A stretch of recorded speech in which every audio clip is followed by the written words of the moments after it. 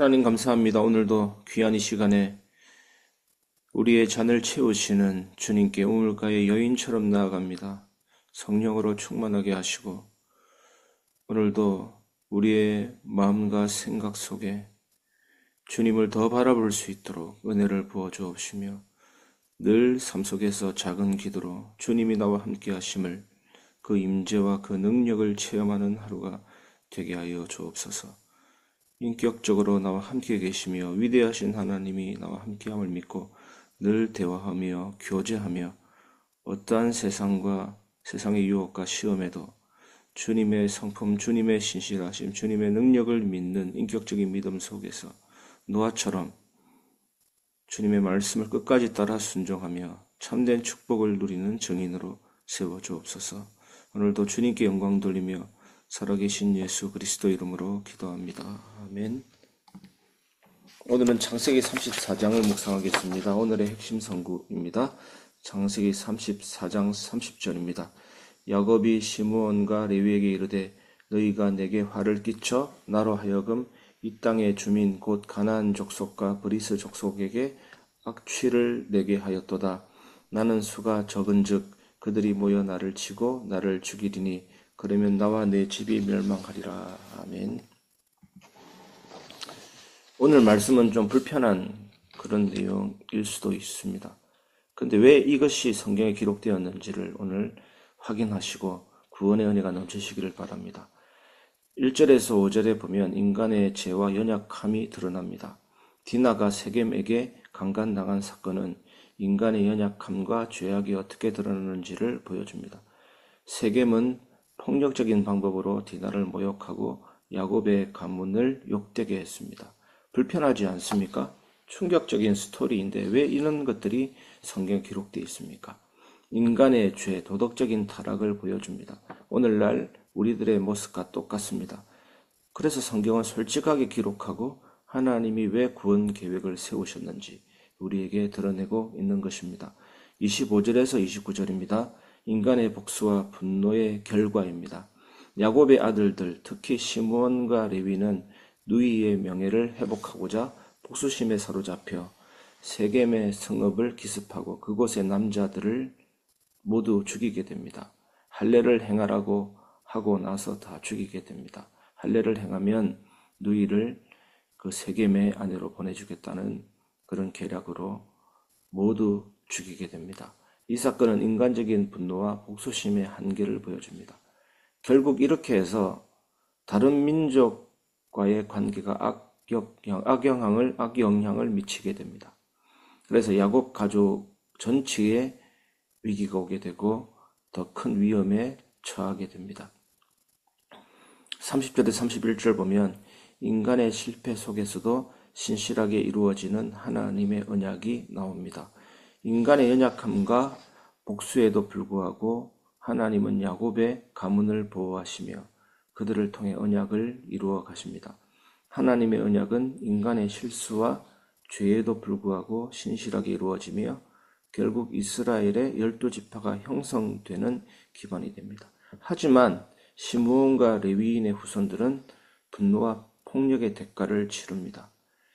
결국 약화됩니다. 지파 자체가 약화되는데 근데 레위 지파는 성직에 헌신하게 되는 나중에 그런 결과를 맞이하게 됩니다. 그것은 그들이 하나님께 돌아왔고 회개했습니다. 그리고 헌신했기 때문입니다. 근데 시므온 지파는 회개했다는 명시적인 기록이 없습니다. 그래서 시므온 지파는 계속해서 약화되고 흩어지게 되고 하나님께 불신실하는 지파가 되게 됩니다. 그 자체가 저주이죠. 오늘 이 말씀을 적용해 보겠습니다. 인간의 실패와 연약함을 직시하라입니다. 디나의 사건은 인간의 연약함과 죄로 인해 발생한 비극을 보여줍니다. 우리는 어떻습니까? 우리도 연약함 속에서 실수할 때가 많습니다. 그러나 우리의 잘못과 부족함을 직시하고 인정할 때 하나님께서 회복의 길로 인도하십니다. 그래서 날마다 회개와 믿음으로 하나님께 나아가시기 바랍니다. 죄라는 단어는 히브리어로 헬라어로 하말티아라는 단어입니다. 관역에서 빗나가다, 하나님께로부터 빗나가다. 회개라는 단어는 원어로 메타노이아인데 히브리어로는 슈브라는 단어인데 유턴입니다. 하나님께로 돌아가는 것입니다. 믿음은 헬라어로 피스티스라는 단어인데 하나님께로 완전히 돌아서는 것. 이것이 우리의 목적이죠. 창세기 35장에 보면 디나 사건 이후에 야곱이 하나님께로 완전히 돌아서는 삶의 변혁이 나옵니다. 그때 우상도 제거하고 정결하게 하고 회개하는 모습이 나옵니다. 그것이 신앙생활의 전부입니다. 하나님께로 나아가는 것, 하나님께로 돌아가는 것. 두 번째, 인간의 감정과 반응을 하나님의 공의 아래 두라입니다. 시므온과 레위의 과격한 복수는 그들의 분노와 감정에서 비롯되었으나 그 결과는 더 큰 갈등을 일으켰습니다. 분노와 감정에서 범죄가 나오는 겁니다. 우리도 억울함이나 분노를 느낄 때가 있지만 하나님의 뜻과 공의 안에서 반응하려고 노력해야 합니다. 저에게도 있고 여러분에게도 있을 수가 있습니다. 하나님 앞에 우리의 감정을 내려놓고 하나님의 지혜와 인도를 구할 때 우리는 온전한 정의를 이루는 삶을 살아갈 수 있습니다.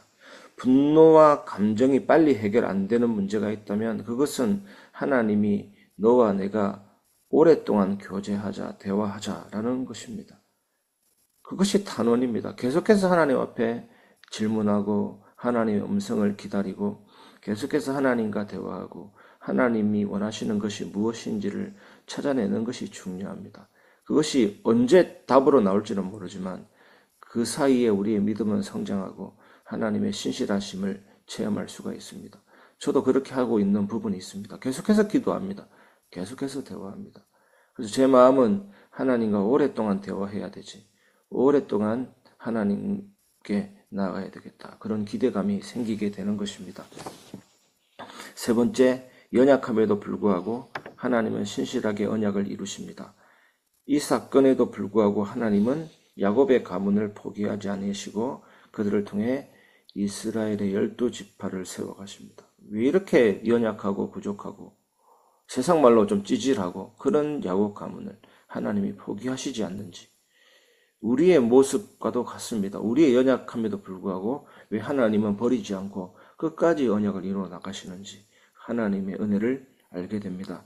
하나님께서 우리의 실패와 실수에도 불구하고 신실하게 약속을 이루어 가시는 분이십니다. 우리의 삶 속에서도 실패와 약함이 있을지라도 하나님은 그 가운데서 우리와 함께 하시며 그분의 계획을 이루어 가심을 믿고 신뢰해야 합니다. 여러분, 조각가가 원석, 돌을 발견했을 때 이제 망치질을 하게 됩니다. 그러면서 아름다운 형상을 조각해 나가는 것입니다.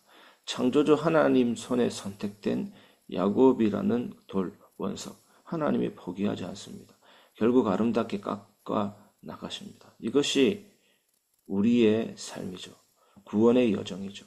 하나님은 야곱을 통해 성화를 보여주고 있는 것입니다. 영화롭게 되는 단계에 나가기까지 이 땅에서 성화의 삶을 살아야 됨을 야곱을 통해 우리에게 보여주고 있는 것입니다. 우리 마지막으로 그리스도를 발견해 보겠습니다. 첫 번째, 그리스도는 우리의 수치와 죄를 짊어지시는 구속자입니다. 디나의 비극은 죄로 더럽혀진 인간의 상태를 상징합니다. 예수님은 우리의 수치와 죄를 대신 지시고 십자가에서 구속하심으로 우리를 깨끗하게 하십니다. 여러분, 기억하십시오. 위치적인 청결이 있고 실질적인 청결이 있습니다. 위치적인 청결이 전부라고 고집하면 그야말로 그것이 구원파가 됩니다. 과거, 현재, 미래 모든 죄가 다 끝났다. 그러면 함부로 살아야 됩니까? 대충 살아야 됩니까? 그것은 법정적인 선언으로 그렇게 안 되면 천국 갈 수 없기 때문에 일단 위치적으로 사망해서 생명으로 옮겨 놓았을 뿐이지 우리는 죄를 짓고 살지 않습니까? 그래서 날마다 회개해야 됩니다. 실질적인 청결이 있어야 됩니다. 목욕한 사람이 손과 발을 씻어야 되듯이 날마다 성결함, 거룩함을 누려야 되는 것입니다. 체험해야 되는 것입니다. 그리고 두 번째, 그리스도는 참된 의와 공의를 이루시는 분입니다. 시므온과 레위의 복수는 인간의 분노가 아닌 하나님의 공의를 다뤄야 함을 보여줍니다. 예수님은 하나님의 방식으로 죄를 처리하여 참된 정의를 이루셨습니다. 그것이 십자가입니다. 요한복음 19장 30절에 우리의 구속을 완성하셨고 말씀을 순종하심으로 하나님의 의를 이루신 것입니다. 십자가는 하나님의 사랑과 정의가 동시에 드러난 자리입니다. 여러분, 하나님께서 우리 죄를 용서하기 위해서 정말 아무런 대가 없이 그냥 넘어가신 것이 아닙니다. 십자가가 뭡니까?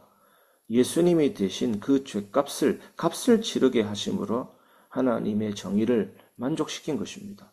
그게 십자가입니다. 무조건 용서 아닙니다. 그 죄의 대가를 예수님이 치른 것입니다. 하나님께서는 죄를 결코 묵인하지 않으십니다. 철저히 해결하시는 분임을 나타내는 겁니다. 동시에 우리를 구원하고자 하는 사랑이 얼마나 깊은지를 보여주는 것이 십자가입니다. 무조건 사랑, 무조건 용서. 그것이 십자가가 아닙니다. 죄에 대한 처벌, 하나님의 깊은 사랑을 보여주는 것입니다. 십자가에서 이러한 죄 처리 방식은 우리가 하나님 앞에서 의롭게 되는 유일한 길입니다. 이것을 통해 하나님과의 화해가 이루어지잖아요, 여러분. 또한 예수님의 십자가는 우리가 죄에서 의롭게 되어 하나님과의 관계를 온전히 회복할 수 있도록 하는 결정적인 사건입니다. 여러분, 오늘도 그 십자가를 의지하시기를 주님의 이름으로 축원합니다. 세 번째, 그리스도는 연약한 우리를 통해서도 언약을 성취하시는 분이십니다. 인간의 실패에도 불구하고 하나님은 언약을 신실하게 이루어 가십니다. 예수님은 우리의 연약함 속에서도 하나님의 구원을 완성하십니다. 잊지 마십시오. 나는 날마다 죄를 짓는다. 죄인입니다. 하지만 나는 날마다 하나님의 은혜로 의롭게 된다. 의인입니다. 이미 의롭담을 받았습니다. 그것은 구원이고 의롭게 됨을 계속해서 체험해 나가는 것이 성화입니다. 죄에 대해서 계속 승리를 이루어 나가는 삶이 성화입니다. 오늘 여러분 삶 속에 야곱의 인생을 통해서 보여주시는 그 하나님의 은혜가 임하기를 주님의 이름으로 축원합니다.